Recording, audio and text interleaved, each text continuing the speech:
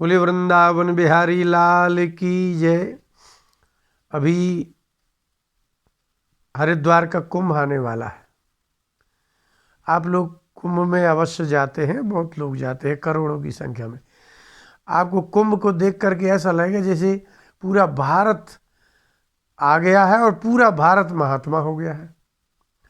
इतना साधु वेशधारी व्यक्ति मिलेगा, और कुछ महात्मा हैं जो महात्मा वेश ही है, और कुछ तो वैसे भी। आप वृंदावन किसी भी तीर्थ में चले जाएं, उस तीर्थ में आश्चर्य लगेगा आपको बहुत बड़ा। कोई आदमी नहीं मिलेगा जो साधु वेश न धारण किए मिले आपको। लेकिन महात्मा होना बहुत माने कठिन है। इंद्रियों का रोकना, सामने आपके संसार पड़ा हुआ है, आप पृथ्वी छोड़ के कहीं जा नहीं सकते। आपके भोजन की दृष्टि, आपके रूप की दृष्टि, आपके श्रवण करने की दृष्टि, आपकी अनेक दृष्टियां संसार सामने हैं। श्रीमद् भागवत के तृतीय स्कंद के 22वें अध्याय के 12वें श्लोक में महाराज मनु ने कर्दम ऋषि से विवाह के पहले कहा, अपनी पुत्री देवहूति को लेकर के पहुंचे और कहा कि मैंने सुना है कि आप गृहस्थ होना चाहते हैं, और बहुत अच्छा लगा मुझे। एक दिन नारद जी ने आकर के आपके गुणशील आयु की बड़ी चर्चा की। उसी दिन से देवहूति ने यह निर्णय किया कि पति ऐसा ही होना चाहिए, सर्वगुण संपन्न हो, तपस्या से विद्या से युक्त हो, तपो विद्या युक्त और अलंपट हो। गृहस्थ अलंपट हो। यदि आप ऐसा कोई वर ढूंढने जाए कन्या को कि हमें ऐसा वर चाहिए जो अलंपट हो, लंपट ना हो माने कामी ना हो। गृहस्थ हो लेकिन कामी ना हो। गृहस्थ धर्म का निर्वाह करना है लेकिन वह लोभी ना हो। संसार के व्यवहार करना है लेकिन वो क्रोधी ना हो। संतान को उत्पन्न करना है लेकिन वो मोही ना हो। ऐसा व्यक्ति कैसे प्राप्त होगा? लेकिन एक दिन नारद जी गए और महाराज मनु को कहा कि देवहूति के योग्य एक ही वर है जो जिसको विषयों में लंपट नहीं है, संतान भी होगी तो मोह नहीं होगा, और परम तपस्वी है, और काम से भी रहित है और क्रोध से भी रहित है। ये कौन है ये? और गृहस्थ भी होना चाहता है। आश्चर्य है कि जिसके हृदय में कोई कामना ना हो और वो गृहस्थ होना चाहे। ऐसा गृहस्थ ही संसार सागर में डूबता नहीं है, बल्कि तैर करके अपनी पत्नी के सहयोग से इंद्रियों का विजेता बन करके और पार करके चला जाता है। महाराज मनु ने कहा, उद्यतस्य ही कामस्य प्रतिवादो न शस्यते। आश्चर्य है, आपको देखा होगा कि जैसे ही शरीर में आयु आएगी, युवावस्था का प्रारंभ होगा, तो काम उत्पत्ति करने की कामना का नाम काम है। उत्पत्ति करने की इच्छा का नाम काम है। उद्यतस्य ही कामस्य। इस संसार में जितने भी जीव हैं, जो पैदा होता है वो पैदा करना चाहता है। ये ब्रह्मा जी ने सूत्र ही बना दिया, जो इस संसार में उत्पन्न होगा वो उत्पन्न करेगा। महाराज मनु ने कहा, हे ऋषि प्रवर कर्दम, उद्यतस्य ही कामस्य प्रतिवादो न शस्यते। शरीर की आयु के अनुसार उत्पन्न होने वाला, उद्यत होने वाला काम, जागृत होने वाली काम भावना का प्रतिवादो न शस्यते। प्रतिवाद करना साधारण काम नहीं है, बहुत कठिन है, दुर्गम है। अपि निर्मुक्त संगस्य।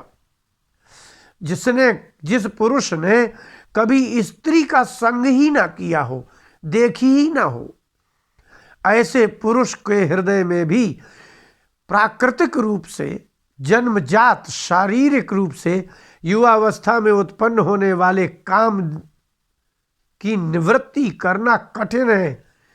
काम रक्तस्य किम पुनः। और जो व्यक्ति काम रक्त है, जिस पुरुष को स्वतः ही संसार में आसक्ति है, जो पुरुष लंपट है, जिसको लोभ है और क्रोध है, संसार के सुखों की कामना है, किम पुनः, उसकी तो बात ही छोड़ दीजिए, वो रह ही नहीं सकता उसके बिना। महात्मा होना इतना कठिन है। महाराज मनु ने कहा, अपि निर्मुक्त संगस्य, शरीर के स्तर पर समय आने पर गुफा में बैठे हुए ऋषि मुनियों के शरीर में भी काम की उत्पत्ति जागृति होती है। भगवान ने गीता में कहा ना, प्रजनश्चास्मि कंदर्पः, प्रत्येक शरीरधारी के शरीर में विद्यमान उत्पत्ति करने वाला कंदर्प मैं हूं। प्रजनश्चास्मि कंदर्पः, उसको कंदर्प कहते हैं। तो इसका मतलब आप समझ रहे हैं ना। अब कलयुग में देखिए आप, लोग कहते हैं कि संत समागम करना चाहिए, ढूंढे मिलेंगे आपको संत? कहां है संत? यदि किसी काम रक्त पुरुष ने, कामासक्त स्त्री ने साधु वेश धारण कर लिया है और अपने वेश का उपयोग करके, अपने पद का उपयोग करके, यदि वह वास्तव में धन ही एकत्रित करना है, उसको एसी इत्यादि में बैठना ही है, और यदि साधारण सामान्य व्यक्तियों की तरह, गृहस्थ की तरह यदि वह सुखोपभोग की कामना करता है, वो वास्तव में उस सत्संग के योग्य नहीं है। अपने निर्मुक्त संग से शरीर में होने वाली भूख, शरीर में होने वाली प्यास, आपको जब प्यास लगती है तो उसको सहन करना कठिन है। और जो पेय पदार्थों में पहले से आसक्त है, वो भला अपनी तृष्णा को कैसे रोक सकता है? जो महात्मा है, जो तपो विद्या संयुक्त ज्ञान संपन्न है, यदि उन महात्माओं को भी सांसारिक कामना को रोकने में प्रतिवादो न शस्यते, उसका प्रतिवाद करना कठिन है। और ठीक 13वें श्लोक में उन्होंने कहा, उद्यतस्य ही कामस्य कीनाशमभियाचते। यदि कोई व्यक्ति क्षणिक वैराग्य के कारण थोड़ा कुछ महात्माओं का प्रवचन सुना, कुछ कथावाचकों का प्रवचन सुना, और कदाचित वह क्षणिक वैराग्य के कारण साधु वेशधारी हो जाए, तो लिखा कीनाशम अभियाचते। यदि उसके अंदर वैराग्य प्रबल नहीं है, तीव्रेण भक्ति योगेन यजेत पुरुषम परम, दूसरे स्कंद में सुखदेव जी ने कहा तीव्रेण भक्ति योगेन। तीव्र का तात्पर्य ये होता है, जैसे कोई व्यक्ति खड़ा है और कहीं जाना है, पूरी ताकत से दौड़ पड़ता है, उसका नाम है तीव्र। अभी जो हवा चल रही है, अभी हम लोग श्वास ले रहे हैं, तीव्र वायु अगर चलने लगेगी तो उसी का नाम है आंधी। तो तीव्रेण भक्ति योगेन, आपका भक्ति योग इतना तीव्र हो कि आपको आंख से संसार ना दिखे, कान से संसार ना सुनाई दे, जिह्वा से पदार्थ स्वादिष्ट भोजन की कामना ही जागृत ना हो, ये तीव्र भक्ति योग है। और उस तीव्र भक्ति योग की ओर जाने के लिए साधु का वेश धारण करना इतना कठिन है। और यदि उसमें वैराग्य नहीं है, तो मनु जी कहते हैं कि योद्यतस्य ही कामस्य कीनाशमभियाचते। कीनाश का अर्थ होता है क्षुद्र, अर्थात धर्म से च्युत होकर के अंत में वह भोग की ओर ही चला जाता है। योग तो रहा नहीं ना। वैराग्य में योग हो, भक्ति में योग हो, इसलिए उसका नाम है भक्ति योग। तीव्रेण भक्ति योगेन, इसलिए लिखा कि आपका महात्मा होना कितना कठिन है। कि उद्यतस्य ही कामस्य प्रतिवादो न शस्यते।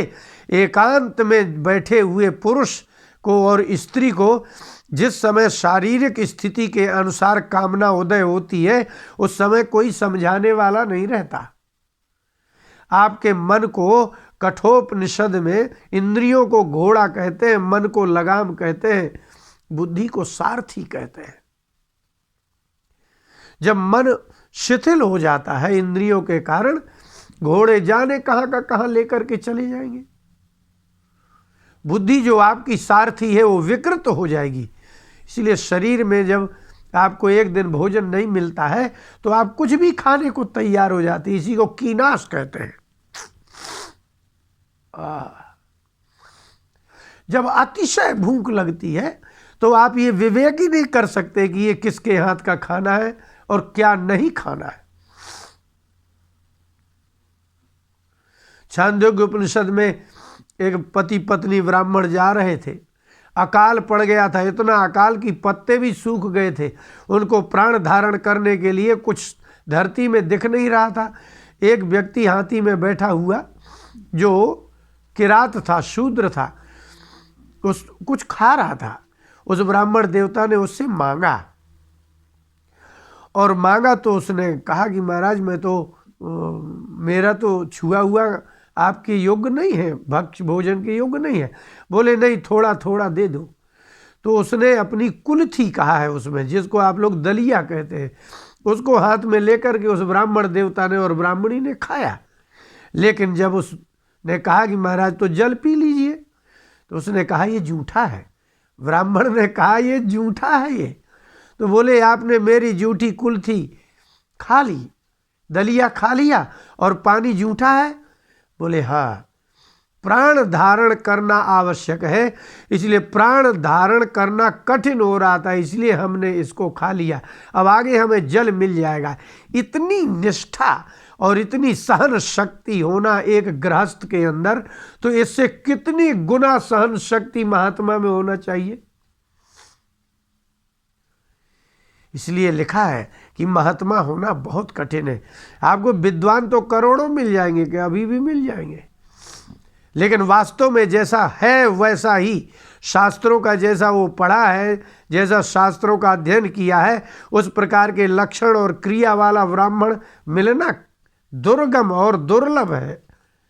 इसलिए कहते हैं ना, इसलिए महाराज मनु ने कहा कि हे कर्दम, आपका निर्णय सही है, आपको भगवान का दर्शन भी हो गया है, और जिनको भगवान का दर्शन हो गया उसका दर्शन मुझे हो रहा है, मैं धन्य हो गया। इसके बाद भी गृहस्थ होना चाहते हैं, इसीलिए कि यह गृहस्थ धर्म। अच्छा, अंत में उन्होंने, कर्दम ऋषि ने कहा कि मैं आपकी पुत्री के साथ संतानोत्पादन करके प्रजापति ब्रह्मा की आज्ञा से अंत में भगवान के द्वारा कहे गए पारमहंस धर्म को स्वीकार करके वन निवास करूंगा। इसको कहते हैं ये कितना कठिन है। इसीलिए गृहस्थ होना यदि इतना सरल नहीं है तो सर्वदा के लिए अपनी इंद्रियों से विषयों को विमुक्त करके उत्पन्न होने वाले काम को रोकने की क्षमता किस में है? उसी में है जो भगवान रक्षा करते हैं।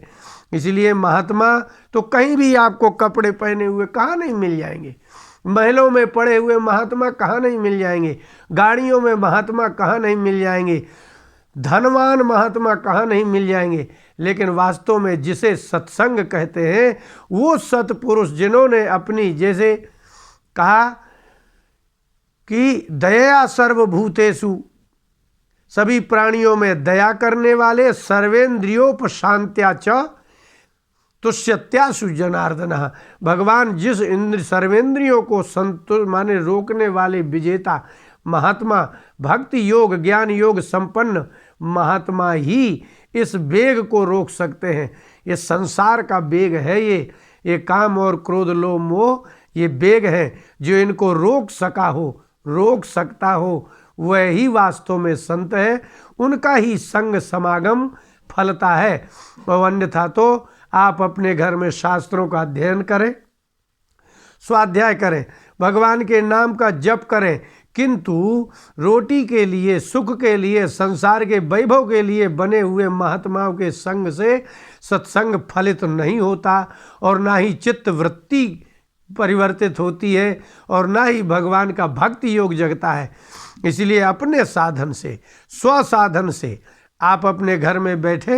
इसलिए गृहस्थ अपने घर में बैठ करके भगवान का पूजन करके जितने अधिक माला का जप कर सके, जितने अधिक भगवान नाम ले सके और शास्त्रों का स्वाध्याय करे, यही सबसे बड़ा कलयुग में सत्संग है। नहीं तो आप अगर भ्रमण करके देखना चाहें कि जो वैभव संपन्न महात्मा है वो संत है, आप विचार करिएगा।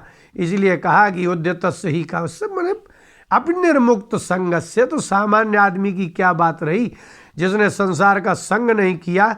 यदि वह संसार के शरीर के उद्वेग और वेग को सहन करना कठिन है, इसलिए कहते हैं कि आप इस भयानक कलयुग में घर में बैठिए।